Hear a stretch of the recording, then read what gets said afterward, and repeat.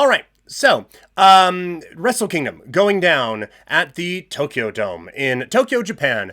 In the main event, it was Zack Sabre Jr. defending the IWGP Heavyweight Championship against Shota Umino, but a lot went on leading into that particular contest. It is pretty obviously a rebuilding time in New Japan. And just full disclosure, like I wasn't able to watch this live, and so I understand like some pretty big things happened at Wrestle Dynasty as well. Hoping to cover that as the week kind of goes along. So today, the focus is just on Wrestle Kingdom. The Ranbo starting things off, and it was Hiroki Goto, picking up the win over Master Wato was the, right? Yeah. What was the last participant in there? I know that the focus needs to be on building new stars. And so it's kind of similar to a lot of the sports discussions that we have around rebuilds, right? Where a lot of times it is anyone over the age of 30, get them the fuck out of here. Let's just trade everything, get assets, get all of this and get a bunch of young players and we'll be awesome.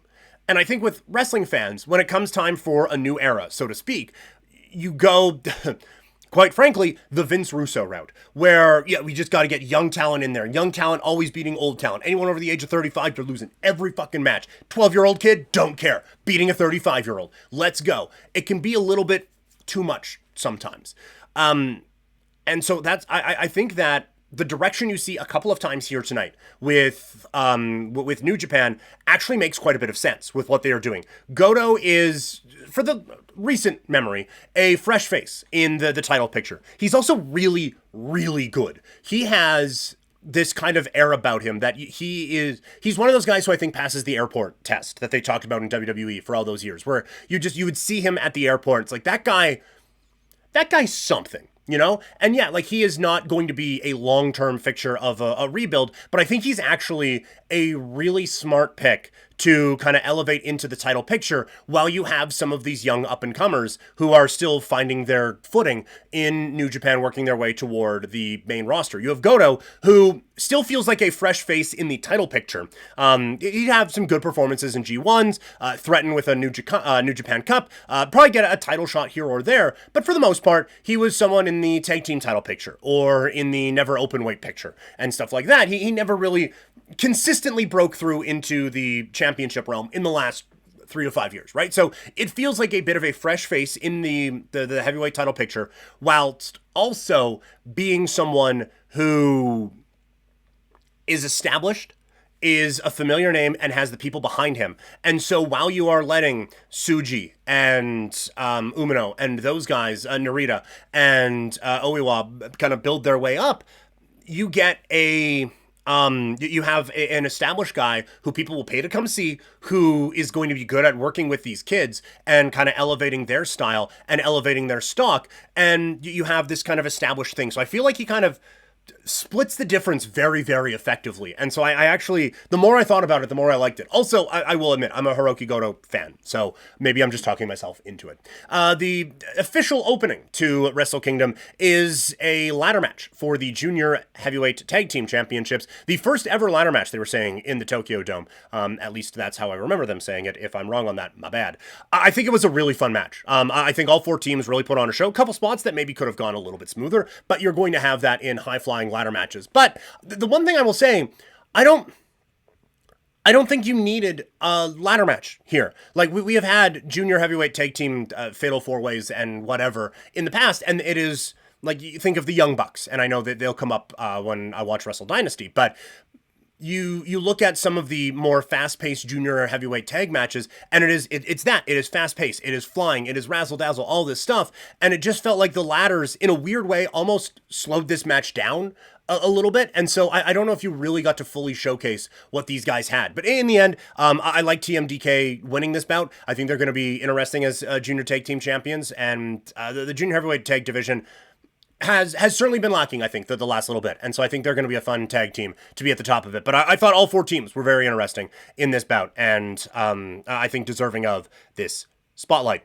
We move on to the IWGP Women's Championship, as it was Mayu Iwatani against Azumi. And anytime I've talked Joshi on here, Azumi has to come up. She is genuinely one of my favorites and is just incapable of having a bad wrestling match. And that was similar here. Her and Iwatani, I thought, put on a very fun show. Would have liked a bit more time, but I thought it was a really, really enjoyable match. You got to see the athleticism from both of them. You got a couple of near falls that got the crowd into it. And then in the end, Iwatani picks up the win.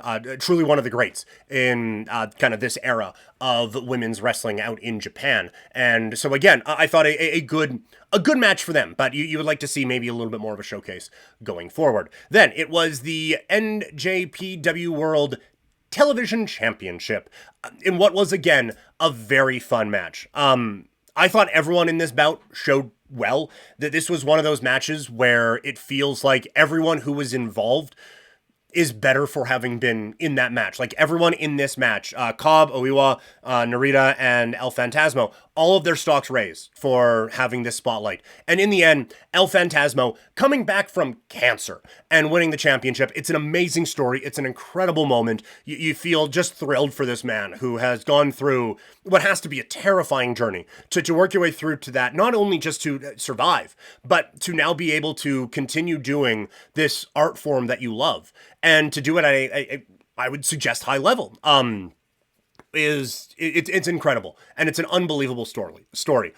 Just from a pure, like, even ignoring the noise, which is tough to do, but just from focusing like just on the wrestling product itself, I think he's a fantastic talent. And I will admit, I kind of didn't love it when he was doing all the Bullet Club stuff. I think, obviously, like, the part of being a heel, sorry, the point of being a heel is to get me to hate you, right?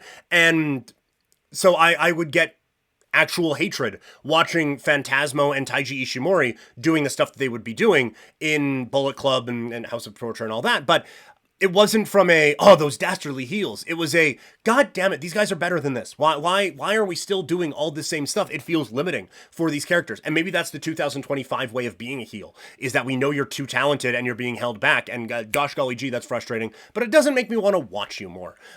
Which is, I think, a bigger discussion about what's happened with Bullet Club in the last half of its life. But for Phantasmo, to get him away from all the Bullet Club bullshit, I think is really, really good. I think you have an incredible performer on your hands, and I think you have a very, very talented human being who's going to be able to put on a lot of really fun shows in the television championship side of things on New Japan. But again, Oiwa, Cobb, Narita all show up really, really well.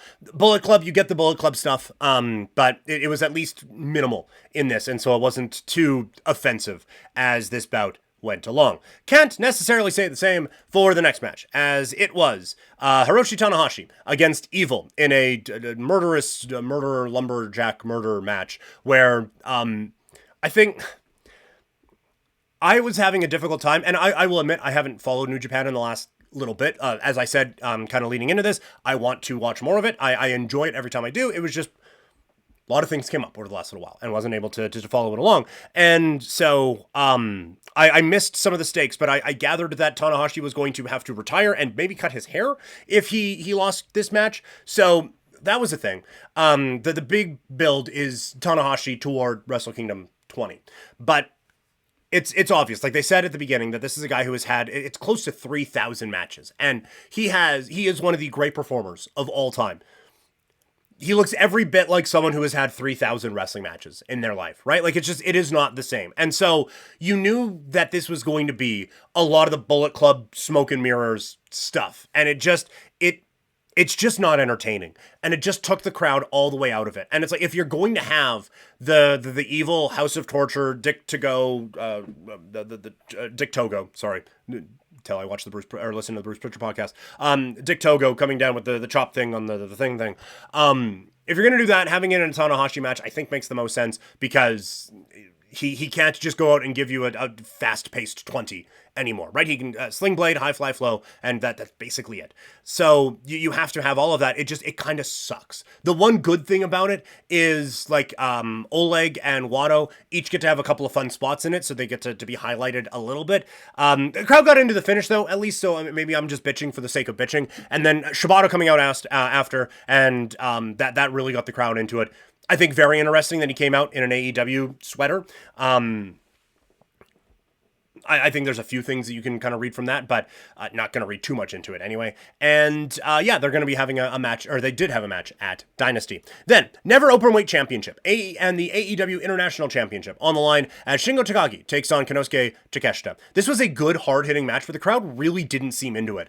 I think Takeshita is a real talent and is a future star. I think there does need to be a little bit more charisma in there, but the matches are very, very good, but he is not quite over with this Japanese crowd right now. It didn't feel like that.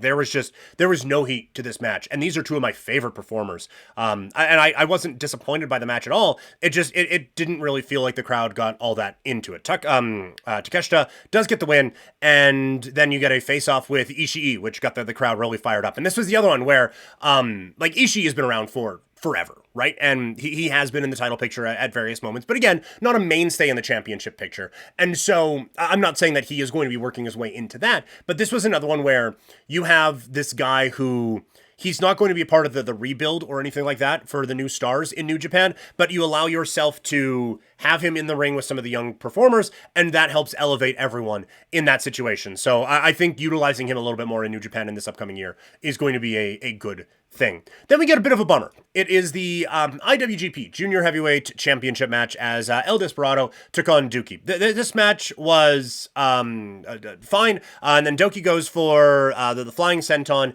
and hurts himself. And that's it. Like, it's a crazy move. A crazy move. And then he gets hurt. It's real unfortunate that they had a kabuki actor out there before, and that kind of got the crowd into it a little bit. Like, it felt like they were taking this very, very seriously. And like Doki is, I don't know, I've said his name different every time, sorry, but he is someone who I think is really coming along. Like, when he started, he was basically just the fall guy with the Suzuki-gun stuff, right? So he was just getting throttled in all these matches, and it's a weird looking gimmick, and he's maybe at times a little bit clunky. And so that hasn't been, awesome. But he worked his way out of that, and it feels like he is really starting to grow here in New Japan. And this felt like a very big kind of moment for him to be able to do that. And so that this feels like an unfortunate injury and a real bad time for them. And for Desperado, like, if you're looking for one of these guys who, again, established but new to the title picture, I think you can make Despy a heavyweight very easily and give him a couple of runs at the heavyweight championship and move him up that way. Like, I think this is a really, really talented performer and someone who is, I think, quite over with this crowd, coming back from a few years ago even. Next, it is the IWGP Global Championship as Yota Tsuji goes up against David Finlay. That Tsuji entrance is awesome. Like, he comes out, it is it's not like this grand, it's not the Rainmaker with the rain falling down and all that, right? Like, he comes out, and it is a red, like, fedora thing, and he just has it down like this, and he just smiles, and he's got the big white teeth, and he looked like stereotypical, comparison here, but he looked like an anime character, right? Like, it looked exactly like, kind of a villainous character, honestly, in an anime or in any kind of a cartoon or something like that. Like, he had that look about him, and so it made him feel like a very big deal walking out there. Is really, really cool. It very, not quickly, but toward the end of the match, it turned into, I kick out of your finisher, you kick out of my finisher. I kick out of two of your finishers, you kick out of two of my finishers. And then we do get the win. But the crowd was really, really into this match. Of the kids that they're building right now, Tsuji definitely feels like the one that has kind of the most around him. And so to give him the secondary championship, I think makes absolute sense. And look, they did a good job with Finlay as well, building him up. So this felt like a big deal. This was my match of the night. I really enjoyed this match. And I think you come out of it again. David Finlay feels still like a dangerous guy, but it's just, yeah, Yota Tsuji beat him, and now he's on because he is just that good. And that brings us to the co-main event of the evening. It was Hiromu Takahashi taking on Tetsuya Naito in a special singles match. This was a solid match. I don't think it reached the dream match levels that it could have if we had it a couple of years ago. There is part of me that thinks Hiromu winning would have probably been the way to go. I know I just said, like, anyone who's over the age of 35, you don't have to beat them all the time. But I do think that Hiromu is one of those guys who is, like on the cusp of, like he is over, I guess, with the crowd. And I feel like, so maybe I guess a loss doesn't kill him, but you can really have something special with this guy and with Desperado, I think. Like I said, kind of moving those guys up into the heavyweight ranks here in 2025. And so I feel like you could kind of build off of that, a win over his mentor and work his way up there. Or you get this motivated me, and no matter what I accomplish, I still have this thing hanging over me. So even though we said this is one and done, I still need to beat you in order to fully get over that hump. So there are storytelling things you can tell with this one. But again, like it's Naito, he is not what he was a couple of years ago. It is certainly slowing down. The injuries are taking their toll on him for sure. Again, one of the great performers of his era. But it was still a good match. And I'm interested to see what the story is going forward. And then we get to the main event. As mentioned before, it was Zack Sabre Jr. against Shota Umino for the IWGP Heavyweight Championship. I think this was a really good match to close. They went on the the English broadcast anyway. They went really hard on the story that Umino, he has so much to prove to the fans who believed in him, the children who are making paper belts of the IWGP Heavyweight Championship and giving it to him, and the fathers who brought their kids to their shows. He has to make these people feel validated for the belief in him and stuff like that. And then they fucking beat him. So that sucks. But it does seem like the crowd's a little split on this guy. And I understand like they did the BCC stuff with him at the around this time last year. And so there's a little bit of a half and half thing going on with him. Like I think it's good that they cut the hair because he just looked like a Tanahashi clone for a while. And so, but I think maybe they went a little bit too far away from he's the next Tanahashi thing, and going over into the dark side of it, and now people don't really know where they're at, and like he calling himself the ace, which you don't do, and all those different things. Like they did a lot of stuff to kind of make him feel edgy, and I feel like it's stuff that would make you feel edgy for a North American audience, but the Japanese audience is different, and it just kind of healed him to them, and so it didn't really feel like this was their guy going for a championship opportunity. It felt very split. Zack Sabre Jr. is a phenomenal performer. There isn't a whole lot that needs to be said with that. This match went 43 minutes. It never dragged for me, but this never once felt like one of those classic Wrestle Kingdom main events where, oh my God, these guys have gone 40 minutes. This is an absolute classic match of the year. That was generally a thing for Wrestle Kingdom for a little bit. You would almost have to disqualify any Wrestle Kingdom match from being match of the year because every year they had one. And there were some good matches on this show. Actually, everything. Like, there wasn't a bad match on the show, but nothing really stole the show or anything like that. It was just a very solid night for New Japan. But again, now, once again, full disclosure, I haven't seen Wrestle Dynasty yet, or New Year's Dash, so there's some big stuff coming. But there wasn't a whole lot from this where it's like, okay, I'm back in New Japan. Let's go. Let's fire up Fire Pro Wrestling again, and let's get all these things rolling. It was like, yeah, this was a fun night of wrestling. I really enjoyed it. I'm going to continue to watch New Japan, but it might just be the big events now, and none of the Road 2s or anything like that. Like, this was, overall, it is a strong wrestling show from a brand that kind of needs it right now, but wasn't that real kick in the ass that I think some people maybe want it to be for them. But again, still in the building phase.